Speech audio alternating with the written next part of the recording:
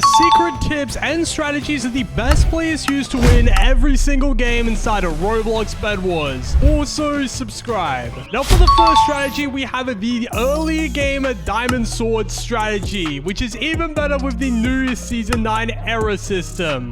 And also, later in the video, I'm also going to be going over the secret strategies that the top nightmare players use to combo their enemies. Anyways, this diamond sword strategy is honestly one of the best early game strategies that you can do simply because of how effective it is. Basically, how you want to do this strategy is you want to eliminate your opponents beside you, and then after you've done that, you want to rush middle at around the 1 minute to 2 minute mark. And after rushing middle at around the 2 minute 30 mark, you will have 2 diamonds in each emerald generator, and then go back to your base and then buy the diamond sword. Now you are super overpowered and you can easily outgear. There's no need to buy like iron armor or anything, simply because you are already stronger than all of your opponents. You can use a diamond sword to completely outgear all of your enemies and get rid of their bed plating in the early stages of the game. It is super effective as long as you can wipe out your opponent really quickly. I tend to use this strategy quite a lot simply because it does come in handy, especially when I'm trying to out PvP my opponents and get a nice combo on them. Anyways, for this next best strategy, I'm going to be going over the best way to rush your opponents at the start of the game. Now, normally what people do when rushing their opponents is they'll build the most spaghetti noodle bridge that I've ever seen. It's literally just a straight line of bridging your base between your enemy's base.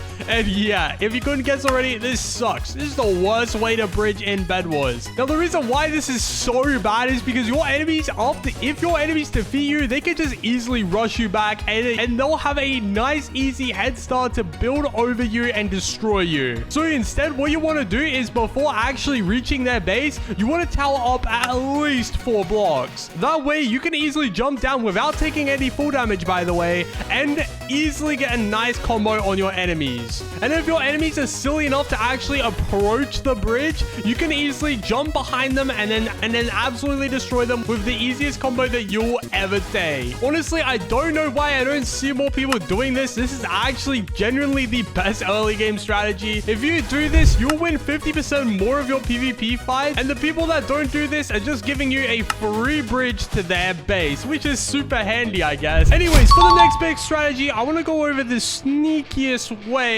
to actually get someone's bed in solos, duos, and squads. Now, the best strategy that you can use to break beds is actually towering up 4 blocks, but not only that, actually blocking the line of sight of your enemies by just completely spamming all the blocks necessary. Now, the reason why we do this is because not only is the enemy not going to be able to hit us, but if we go in third person with the pickaxe, we can actually still break their bed. And we can keep repeating this strategy because after getting the bed planking, you will need to get the bed again. So we can actually repeat the same strategy twice to count, and there's not many things your enemies can do to counter it. They could bridge up with you, but assuming that you won that PvP fight, they're likely not going to have any blocks and are instead going to be spending their time actually either saving up and buying blocks or breaking down your bridge. Either way, you're still going to end up getting the bed plating or the final bed, which is all you really need to get an edge over your opponents to win the PvP fight. Even if you don't get the final bed break right away, you still get the 40% increase generator, which is going to give you a massive iron advantage against your opponents. So either way, you end up winning that game. The next best strategy that you guys can actually use is using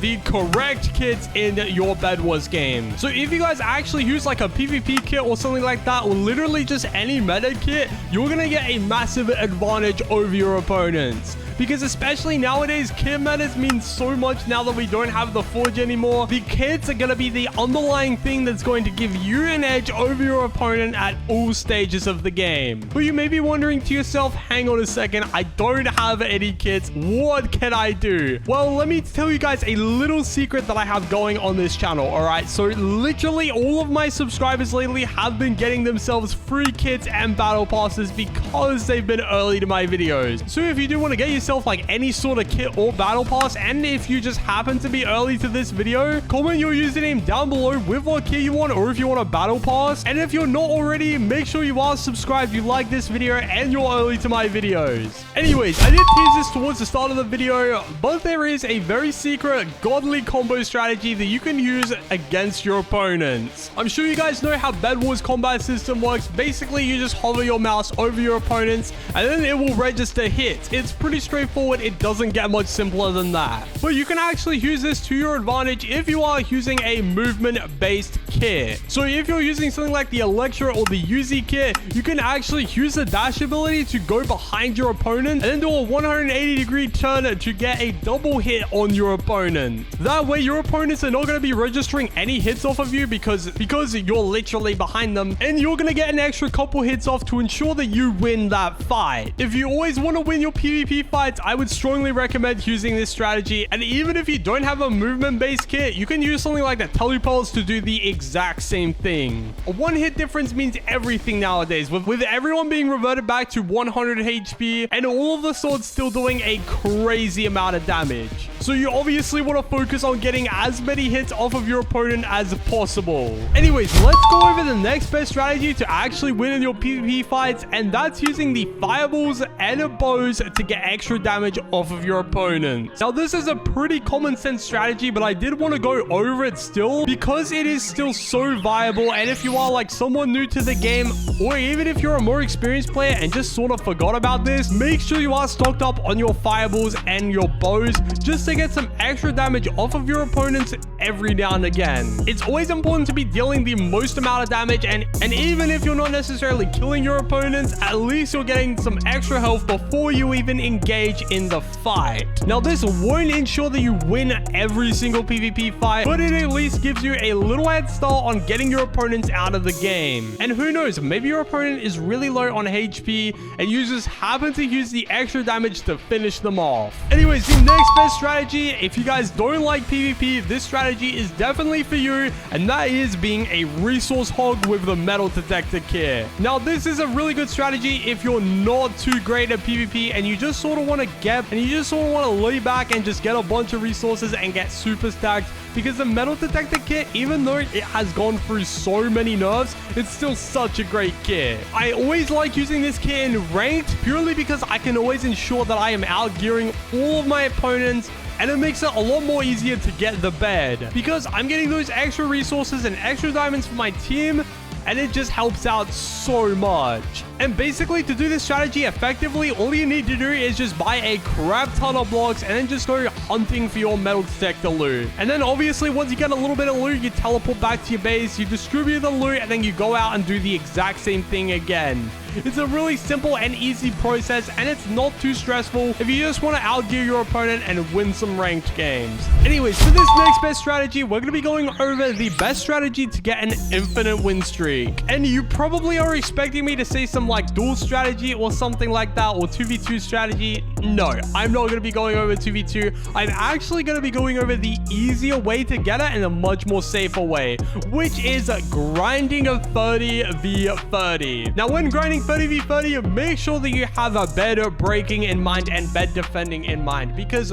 realistically, those are the only two things that matter. As long as you get the bed, you can literally just watch your team eliminate the rest of your opponents, and you can easily farm win streaks off of that. It is going to be really slow, and matches are probably going to go from anywhere from 5 to 10 minutes, and maybe sometimes 15 if you get a really long game. It is a very long way to get a 30v30 win streak, but it definitely works. All you need to do is play some sort of resource kit, or even play the builder kit if you want to like maximize your bed defense, and just focus on a bed breaking. And then once you've done that, literally just keep doing that same thing over and over again until you get your desired win streak. Anyways, for this next best strategy, I'm going to be going over the best strategy that the top players use in almost every single game, including Tinker. Tinker did use this strategy at one point when Bedwars was in the OG states, and that is getting a crossbow early game. Now, it is a lot more difficult to get a crossbow early game. You do need 6 diamonds and you need 7 emeralds. So this is sort of a mid-game strategy, but once you go rush mid after finishing off your first opponent, if you get the 6 diamonds and then you go rush the side emerald generators, then you can easily get yourselves a crossbow. And once you get stacked up on arrows and get yourself a crossbow, you can sit back, relax, and destroy all of your opponents. And if you are using the archer kit as well, it just makes it a little bit easier because then you only need to get 6 diamonds and 6 emeralds. This strategy is definitely really overpowered if you're good at aiming with the bows and if you don't like the sword combat too much.